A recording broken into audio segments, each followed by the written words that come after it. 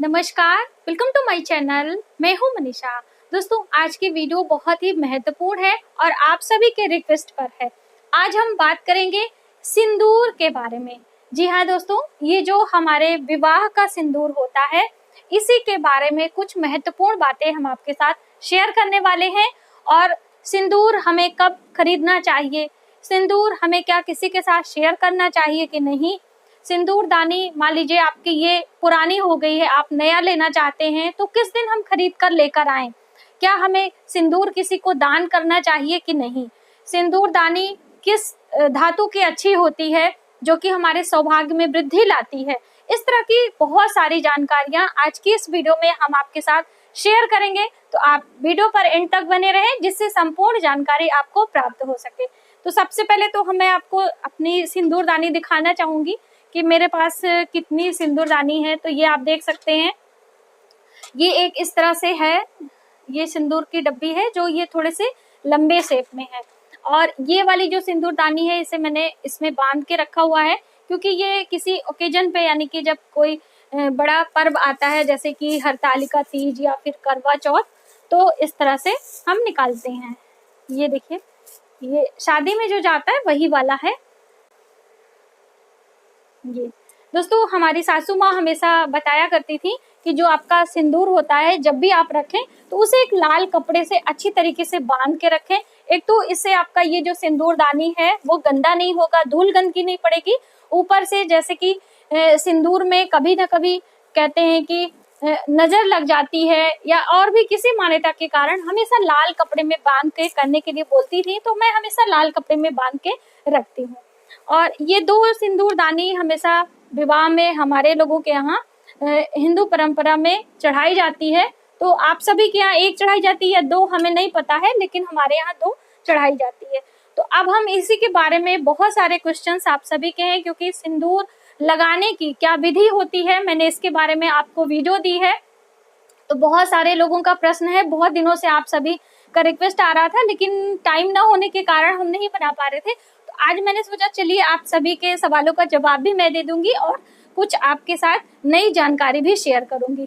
तो सबसे पहली बात तो ये देखिए कि बहुत सारे लोगों का ये प्रश्न था कि जो हमारे ये विवाह की सिंदूरदानी होती है, क्या हमें इससे प्रतिदिन सिंदूर लगाना चाहिए या नहीं। तो पहला यही हम इसका आंसर देना चाहेंगे कि आप चाहें तो प्रतिदिन इससे लगा सकते हैं, या फिर आप इस तरह से एक छोटी सिंदूर की डिब्बी ले लें इस तरह से, या फिर इस तरह से मार्केट में जो आती है पीतल की डब्बी, ये आप देख सकते हैं। तो इस तरह से भी आप ले सकते हैं और इसमें आप रख सकते हैं। लेकिन जो ये विवाह का सिंदूर होता है, बहुत सारे लोगों ने पूछा था कि क्या हम इसको खोल के और इसमें से निकाल के अपने डब्बे में रख सकते हैं कि नहीं। तो दोस्तों, ये काम आप बिल्कुल ना करें। कभी भी हमें अपने सिंदूरदानी से सिंदूर निकालना नहीं चाहिए, हमेशा उसको भरते रहना चाहिए। और भी एक बात कि कभी भी आपको ये नहीं करना चाहिए कि हमारी जो सिंदूर की डिब्बी है वो बिल्कुल खाली है, ऐसा नहीं होना चाहिए। हमारी सिंदूर की डिब्बी में अभी सिंदूर और हमें भरना है। मान लीजिए आपके पास थोड़ा नीचे हो गया है, तो इस तरह से ये सभी चीजें हमारे बड़े बुजुर्ग हमें सिखाते हैं क्योंकि ये सभी छोटी छोटी बातें बहुत ही महत्वपूर्ण मानी जाती हैं। ऐसा कहा जाता है कि हमारे जबान पे सरस्वती का निवास होता है दिन भर में, यानी कि 24 घंटे में एक बार हमारी जो कोई भी बातें होती हैं वो सत्य होती हैं। तो इसलिए हमेशा हमेशा शुभ बोलना चाहिए। तो इसी मान्यता के अनुसार कभी भी ये सभी चीजें आपको अपनी जबान से नहीं कहना चाहिए। तो ये तो पारंपरिक चीजें हो गई। दूसरा प्रश्न ज्यादातर लोगों का था दोस्तों कि देवताओं के लिए हम अलग रखें या इसी में से लगाएं। तो आप जब भी अपने पूजा मंदिर में जो देवी देवता हैं उन्हें पूजन जब करती हैं, जैसे कि भगवान गणेश को या फिर आप माता पार्वती को सिंदूर अर्पित करती हैं, उनके लिए एक डब्बी आप अलग रखें। जैसे कि हम सभी पूजा की सामग्री अलग भगवान के लिए रखते हैं, रसोई में अलग रखते हैं, उसी प्रकार से देवताओं के लिए अलग से आप डब्बी रख सकती हैं। ये छोटी सी आप देखिए, बहुत ही प्यारी प्यारी आती है मार्केट में, तो आप ये ले लें और आप पूजा में अलग से रखें। और जैसे तीज त्योहार पे होता है, जब हम माता गौरी को सिंदूर चढ़ाते हैं पूजा में, तो पूजा के लिए आप इसी डब्बी का इस्तेमाल करें, पूजा वाली की। और जब हम सुहाग लेते हैं तो हमें अपने ये विवाह के सिंदूर वाले सिंदूरदानी से सुहाग लेना चाहिए। बस इस छोटी सी बात को आपको ध्यान में रखना है। अगला बहुत सारे लोगों का सवाल था कि हमें किस धातु का यूज करना चाहिए। वैसे तो विवाह में ये ज्यादातर जो है लकड़ी के सिंदूरदानी के प्रचलन होता है, क्योंकि लकड़ी बहुत ही शुभ होती है और लकड़ी की सिंदूरदानी बृहस्पति का प्रतीक मानी जाती है और बृहस्पति हमारे वैवाहिक जीवन का, हमारे वैवाहिक सुख का कारक होता है। तो इसलिए यदि आप लकड़ी के सिंदूरदानी का इस्तेमाल करते हैं तो आपको भगवान विष्णु की कृपा प्राप्त होती है, एक प्रकार से आप कह लीजिए, और गुरु ग्रह बृहस्पति की भी कृपा प्राप्त होती है। तो आप लकड़ी के सिंदूरदानी का इस्तेमाल कर सकते हैं या फिर आप पीतल के डब्बी का भी इस्तेमाल कर सकते हैं। तो आप जैसे भी आपको सुविधा हो आप करें। बहुत सारे लोगों ने पूछा था क्या हम चांदी की डब्बी में, तो ये है चांदी की सिंदूरदानी। थोड़ा सा इसका रंग डार्क हो गया है क्योंकि काफी दिनों से ऐसे ही रखा हुआ था दोस्तों, तो इसको हम साफ कर लेंगे। चांदी को साफ करने की भी वीडियो मैंने आपको दी है। आप इसके ऊपर थोड़ा सा ड्राई कोलगेट पाउडर जो है रब कर देंगे, यानी कि थोड़ा सूखा कोलगेट पाउडर ले लें और इसी के ऊपर इस तरह से लगा दें, बिल्कुल नया जैसा चमक जाएगा। इसकी मैंने डिटेल में वीडियो आपको दी है, आपने यदि नहीं देखा है तो जरूर उसे देखें। तो इस तरह से आप चांदी की डिब्बी ले सकती हैं, लेकिन ऐसी मान्यता है कि चांदी के डिब्बी में जब भी आप सिंदूर भरें तो लाल वाला सिंदूर भरना चाहिए। जैसे कि पीला सिंदूर हमारे सुहाग का चिन्ह होता है और जब भी विवाह होता है तो पीला ही सिंदूर इस्तेमाल किया जाता है। तो इस तरह से आप पीला सिंदूर इस डिब्बी में ना भरें। पीला सिंदूर भरने के लिए आप पीतल के डिब्बे ले सकते हैं या फिर इस तरह से लकड़ी का डिब्बे आप ले सकते हैं, ये बहुत ही अच्छा होता है। चांदी की डिब्बी में हमेशा लाल वाला सिंदूर भरते हैं, ये आप रखें। और मान लीजिए अब आपको सिंदूर नया लेना है तो आप कब लेकर आएं, तो किसी बड़े तीज त्योहार पे, जैसे कि करवा चौथ का पर्व आने वाला है, तब आप मार्केट से सिंदूर लेकर आएं और सर्वप्रथम माता गौरी के पूजन में उस सिंदूर का इस्तेमाल करें। उसके बाद फिर आप वो सिंदूर अपने इस जो आपका सुहाग का डिब्बी है इसमें आप भर लें।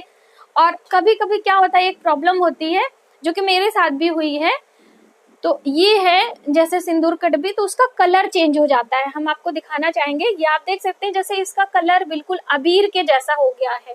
एकदम पास से दिखाएंगे, ये देखिए जैसे अबीर का कलर होता है उसी तरह हो जाता है। तो इसमें बहुत सारे लोग डर गए थे कि हमारे सिंदूर का कलर चेंज हो गया, मैडम हम क्या करें, किसी ऊपरी बाधा का फेर है। ऐसा कुछ भी नहीं होता है। आपको पता है कि मार्केट में कितनी मिलावटी चीजें होती हैं और ज्यादातर केमिकल का इस्तेमाल किया जाता है, तो बहुत सारे दिनों में रखते रखते वो केमिकल उड़ जाता है और उसका कलर चेंज हो जाता है। तो इसमें डरने की बात नहीं है और ना ही इसको अब फेंकने की जरूरत है, क्योंकि ये मंत्रों द्वारा अभिमंत्रित होता है और काफी शुभ मुहूर्त में ये सभी चीजें इसमें रखी जाती हैं पंडितों आचार्यों के संरक्षण में। तो ये फेंकने से अशुभ प्रभाव प्राप्त हो सकता है, इसलिए आप इसको ऐसे रहने दें और इसमें और ऊपर से लाके आप रख लें, उसका इस्तेमाल करें, वो नीचे वैसे ही पड़ा रहेगा, उससे कोई आपको प्रभाव नहीं होने वाला है। तो इस तरह से आप डरे नहीं और धैर्य से काम लें। दूसरी महत्वपूर्ण बात दोस्तों कि जैसे कि ये सिंदूर की डब्बी है, तो हमारे घर में कोई गेस्ट आते हैं, जब भी हमारे रिलेटिव आते हैं, तो क्या हम अपनी ये सिंदूरदानी है उससे उनको सिंदूर लगाने की जो है इजाजत दे दें या फिर कोई लगा भी लेते हैं, तो क्या ये करना ऐसा ठीक होता है कि नहीं, बहुत सारे लोगों का प्रश्न था। तो आप अपने सिंदूरदानी से, देखिए अपना अपना सुहाग सबका अलग होता है, ठीक है, तो आप अपने इस विवाह के सिंदूरदानी से या फिर आप प्रतिदिन जो लगाती हैं उसमें से आपको कभी भी किसी को सिंदूर नहीं लगाने देना चाहिए। और जो जानकार लोग हैं, जो हमारे बड़े बुजुर्ग हैं, उन्हें पता भी है तो वो बिल्कुल लगाते भी नहीं हैं। तो आप जो है एक फ्रेश सिंदूर लाके रख लें इस तरह से अलग डिब्बी में, उसमें से आप ना इस्तेमाल करें।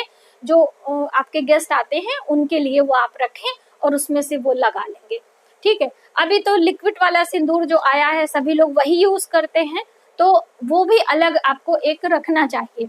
और रही बात दान करने के लिए, जैसे कि बहुत सारे लोग दान करना चाहते हैं, तो सिंदूर का दान करना हो या फिर सुहाग की कोई भी चिन्ह हो, जैसे कि हमारी जो चूड़ियां होती हैं, बिंदी होती है, महावर, आलता, ये सभी हमारे सुहाग के चिन्ह होते हैं, तो इसे दान करना बहुत ही शुभ होता है। तो जब भी तीज त्योहार आता है या कोई बड़ा पर्व होता है जिसपे हम सभी खाने पीने की सामग्रियां दान करते हैं, तो सुहाग के चिन्ह को जरूर दान करना चाहिए, लेकिन आप मार्केट से खरीद कर लेकर आएं और उसके बाद उसे आप दान करें। लेकिन बहुत सारे लोग क्या गलती करते हैं कि ऐसे पाउच में आते हैं मार्केट में सिंदूर, तो उसी में ही उस तरह से वो दान करते हैं, या फिर देवी को जब भी पूजन होता है तो उन्हें लगाते हैं। तो ऐसा कार्य आप कदापि ना करें।